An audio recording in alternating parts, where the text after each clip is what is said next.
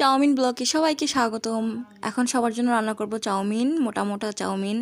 সিদ্ধ বসাই দিচ্ছি, সিদ্ধ হইতে অনেক টাইম লাগে। এদিকে হচ্ছে আমাদের ক্যামেরা ঝাপসা হয়ে গেছে। এখন আমি একটু গরুর মাংস ভেজে নিব। তারপরে কাঁচামরিচ, পেঁয়াজ দিয়ে, ডিম দিয়ে এটাকে ভাজা ভাজা করে নিব। তারপরে অনেক রকমের মশলা আর সস দিয়ে হচ্ছে চাউমিনটাকে মিক্সিং করে নিব। দেন আর কি, সবাই বসে একসাথে মিলেমিশে খাবো। একজন কষ্ট করে রান্না করে গরমের ভিতরে, সবাই কি মহানন্দে খায়, আহা। যাই হোক, সবাইকে রান্না করে খাওয়া তো একটা শান্তি। এই যে আমার চাউমিন অলমোস্ট ডান হয়ে গেছে।